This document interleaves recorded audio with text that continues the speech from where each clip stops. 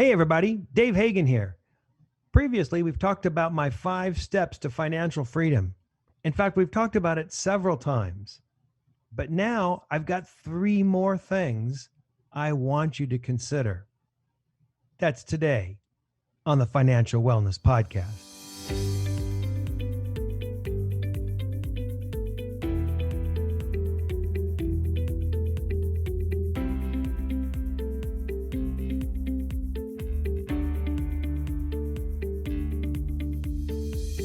Welcome to the Financial Wellness Podcast, Dave's weekly message to keep you on your path to the financial success. Here is your host, financial problem solver and talk show host, Dave Hagan. Hello, everybody, and welcome to this week's edition of the Financial Wellness Podcast, episode 425. We're coming to you from Venice, California, from Van Nuys, California, and from Topanga, California today. And look who dropped in, Mr. Brian Reed. Brian, how are you? I am doing well, David. How are you? I'm doing good. You know, it's really interesting today because we're going to talk about the 5 steps to financial freedom. And you may recall back in the early days of TFWP, these were among the very first things that we talked about, probably January, February, March of 2018. Back in the infant days of TFWP. Do you remember that? We were such babies. What did we know back then, huh? Now we can get together. We can do an episode. Boom, boom, boom. Hey, that sounds good. I love it. But back then, remember, we would struggle for hours in the studio getting it just right. Trying to get it just right and working on the scripts. Oh, man. So very, very, very early on, we were talking about these 5 steps to financial freedom. And we talked about the fact that there are other places and people that have many more intricate steps to financial freedom. I wanted to do it in 5 so that it was easy to remember, easy to think about, and easy to pursue. In fact, you know, I saw a fellow who put forth just on a piece of paper 30 things to do to achieve financial freedom. And I thought, you know what, that's too much. I mean, they all were very legitimate and purposeful things, but I think that you can boil them down into 5 things. And that's why we talked about this back in 2018. So do you remember what that 5-pack is, Brian? I want to refer to this as our initial 5-pack, the 5-pack to financial freedom. You remember step 1, episode 103? I do. Get rid of the cards. Get rid of the cards. And we talked about the negative effect that credit cards have on people, or can have on people. Not that they're evil incarnate, but they can have a negative effect, and that people tend to spend about 18% more when they're using their credit cards, and the fact that it's difficult to understand your finances when you're running up debt on the credit cards. So that was the very first thing that we talked about. Step 1, get rid of the cards. For those of you that are not driving, write this down. That's episode 103. If you want to go back and freshen that up a little bit, just a little spritz. Step 2, episode 104, Brian. Know your flow. As in K-N-O-W, know, as in understand, not just say no. Know your flow, know your flow. And we talked about the need to know what is going in and out each month in your finances, and ways to track it, and ways to understand it, and how to use that information and knowledge to your benefit. Then step number 3 in episodes, write this down if you're not driving, episodes 105, 106, and 107, we talked about eliminating debt. Yes, and we talked about it in 3 different ways, 3 different flavors or ways to get rid of debt. And we talked about this as being a critical step and a difficult step, but something that's got to be done third before you can move on to the next thing. Then we talked about step 4, episode 108, write that down. And a year later in episode 222, step 4 was create your emergency fund. Exactly. And we talked about the peace of mind and even the sheer joy that comes from having an emergency fund. In fact, I think we just talked about this 2-3 months ago, Brian. Remember, we were talking about, well, in light of COVID, if you have an emergency fund that's, 3 to 6 months, and in light of the fact that the COVID epidemic or the shutdown, the economic impact of that was about a year, should somebody even consider having a larger emergency fund? And we, after discussion, I think we decided that still 3 to 6 months was about right, because we're not going to see too many COVID epidemics in our lifetime. Hopefully, fingers crossed. Yeah, although who knows what is out there lurking in the bushes, right? It's like, oh my goodness, now we got Delta variant and we got all these other things. Like, oh no. Then we talked about step 5 in episode 109. Write it down, and that was, Savings, 15% goes in. and back then, back in 2018, we called it 15% into savings, well, for retirement. But we've had discussions since then over the last couple of years, and we said, well, I mean, it's not necessarily retirement. Retirement kind of means old and used up and just going to sit around and get ready to die. And that's not what people are doing when they've got enough money. We talked about the FIRE movement, financially independent, retire early. We decided in our discussions to really call this, well, when somebody's financially independent. So that was our first 5-pack, if you will, our 5 steps to financial freedom. And then we said, hey, if you put your house in order with these 5 things, you can do whatever you want. In episode, it was about like 120, we said, do whatever you want. Go off, have a beer, go off to a Hawaiian island, do whatever you want to do. But as long as you have a plan to use this framework, this foundation, this 5-pack foundation to put your house in order. So I've been thinking about this over the years, and it seems to me there are 3 things that our listeners may want to consider at this point. These are not things that are as mandatory in my way of thinking as the initial 5-pack. These are 3 things to consider, and I'm going to call this the consideration 3-pack. So we got a 5-pack and then a 3-pack. 3 things that you should consider as you are moving ahead once your financial foundation is put in place. And we're going to spend a complete episode here in the next several weeks just talking about each one of these things, because there's a lot of things I think we could unpack with each of these issues. But I want to lay them out and talk about just a couple of things and kind of set the table or kind of whet the appetite for our listeners here down the line. So what are the 3 things that our listeners may want to consider once they've got their house in order with the initial 5-pack? Number 1, consider housing. Considering what your housing needs are going to be. You may want to own a home eventually. You may want to put together a fund just to pay rent.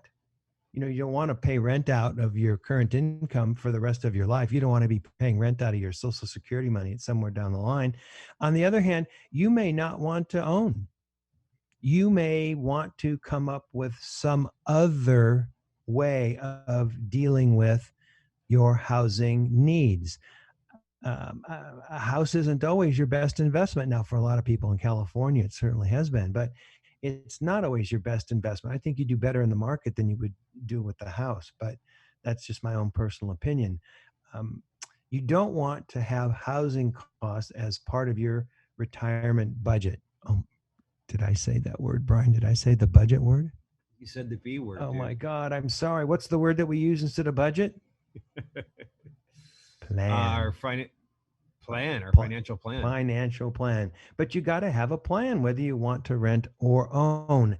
At some point, you want to be living in a house where you don't have to make a mortgage payment, or you want to have a fund put together that's going to yield income to cover your rent if you don't want to own a house, or you've got to learn to be content living in a cardboard box or something, I guess, or living in mom's basement.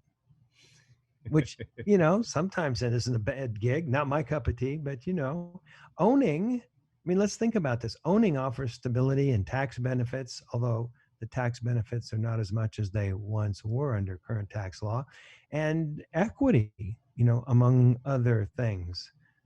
Stability is a nice thing. It's nice to have that stability. On the other hand, renting provides more flexibility and liquidity. And you'll spend a lot less time on, money and maintenance and those kinds of things. So I think that one of the considerations, one of the things that people should consider as part of our Consider 3-pack is your housing. Something to think about and make part of your plan. I want to spend some time talking about that. In fact, I even want to talk about the road that people should follow if they decide that they do want a home. What are the steps to owning a home? I have people go, well, I want to have a home. Well, what's your credit look like? Well, I don't know. What's your, how much of a down payment? I need a down payment. I mean, these are all steps, and we'll go through each of those steps and kind of unpack that one by one so that people can start to put that into their plan if that's what their desire is. Number two consideration, consider education. Think about your education needs. For you, maybe. What about for your kids? I mean, for some of our listeners, they're not even thinking about kids yet. They're too new in the life curve for that. But most of our listeners will have kids at some point if they don't already. And the thought is this is such a big expense that people should put this into their plan. I think one of the things that we've learned as we've talked more and more about student loans over the last 3 4 years is that paying as you go is crazy because that means student loans and student loans is interest and getting on the debt train again. It's just bad news. And we even talked about the fact that maybe at a baby shower instead of giving gifts, people should give money to some kind of educational fund. So we'll talk about things. The time to start thinking about that is now, even for our younger or newer in their career listeners. I want to spend some time talking about 529 plans at length. There is new information coming out about, or not information, but new thoughts coming out about 529 educational plans that provide protection from creditors and provide long lasting ability to pay for maybe even your education if you decide to go back to school and change careers, or you can change beneficiaries and make it for your kids. There's a whole planning cycle that people could and should go into, and we'll spend a whole episode talking about this second thing. Consider education. And then finally, the third thing, consider charity or philanthropy. Now, I know this sounds kind of crazy because you're sitting there driving down the road thinking, Dave, you're talking about making it. You're talking about making the dollars, accumulating the dollars, make the dollars grow, make the dollars provide for your lifestyle, blah, blah, blah, blah. And now you want to talk about giving it away? What? What, are you insane? You just took me through 4 years of personal financial success and you want me to give it all away? Are you an idiot? No, I don't think so. I think that charity or philanthropy is part of an overall financial plan. And we'll talk about that. We'll spend some time talking about that. At least one, maybe two episodes. I haven't decided yet. It seems to me that once you have your own house in order, maybe you've got a duty to society, you know, certainly one that I would never like to see a government enforce, but maybe we've got some kind of a duty to each other after your house is in order. Maybe even a duty as your house is getting into order. Just saying, but we'll talk about that. It also occurred to me that as we as a people fall down on this duty, we open ourselves up to needing more taxes. And I'm not digging that. I'm not digging that one bit, huh, Brian? No, that's a big negative on the taxation, David. Yeah, what do they call that? A hard no or a hard stop or something? That's a hard no. That's a hard no. We're not digging more taxes. But selfishly, selfishly think about this. Philanthropy can be a very renewing thing. It can be a refreshing thing. And it's one of the things that can sustain us as we move forward in our financial life. So we're going to spend some time talking about that. I think that that's an important thing. Remember, what was it, 2 years ago in a Christmas episode, we were talking about, getting gifts. And we were talking about, Brian, you were talking about it, where you went with a group and went to like nursing homes and people were singing carols. And I said, what was the more rewarding thing, getting the gifts or, going to the nursing home and giving and singing carols? And you said, it's way better to give, Dave. It's so way better. Remember that? Yeah, no, that was great. That was I still remember that. The looks on their faces, they needed a little Christmas love and spirit, and my horrible voice helps contribute to it a little bit. Notwithstanding, So, huh? yeah, no, I just stand in the back and shake the tambourine. I don't remember what I did, but You in the back shaping the tambourine is not a visual I care to carry with me. yeah, But new psychology research is suggesting that maybe people get more lasting joy from giving, and research are starting to show that giving results in longer happiness from the act. So maybe there's a selfish end to this as well. Um, Once we get past a duty, once we get past the fact that it's refreshing and invigorating, et cetera, et cetera. And so we'll spend some time talking about that in a whole show, maybe two shows. All right, so there you have it. The three things, the three pack that you want to consider after you've got the initial things, the initial 5-pack in place to get your finances where they need to be. Once you set that foundation, once you lay that foundation, what are three really important things that you should consider? 1, consider housing. 2, consider education. And 3, consider philanthropy. For all sorts of reasons, we want our listeners to think about these three things. Think of it as the second 3-pack once your house is in order. So spend some time thinking about this a little bit. Some of the crazy and maybe controversial issues that I've just raised here. And if you have any comments, if you have any questions, if you want to weigh in on any of this, if you want to be on the show and take on Brian and I, we'd love to have you. Just go to the website and send us an email. So I think that's all that we've got for this week. You've got some things to think about. Next week, we're going to talk about the first consideration, consider housing. Brian, thanks for dropping in. Dave, thanks as always for having me, and I'm looking forward to these next three. These are some interesting points that we're Going to about be to interesting delve stuff. into. Yeah, and something to build on something that we built 4 years ago, the initial 5-pack. I love it. All right, everybody, stay tuned. We'll talk to you next week. That's a wrap. This is Dave Hagan, and you're listening to the Financial Wellness Podcast.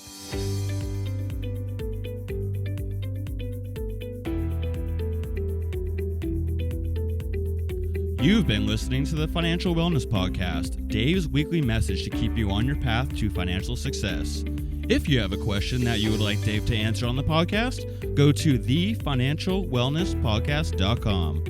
You can leave an audio message with one click of a button, or type your message into the question box. Either way, it's sent right to Dave's phone. Remember, Dave will randomly draw from the submitted questions and pick the winner of a free 1-hour personal conversation with Dave to help you achieve your financial goals. Don't forget to subscribe to the podcast so you receive the new episode notifications, or share the podcast via the app with your family and friends. This is your announcer, Nick Appel, wishing you every financial success.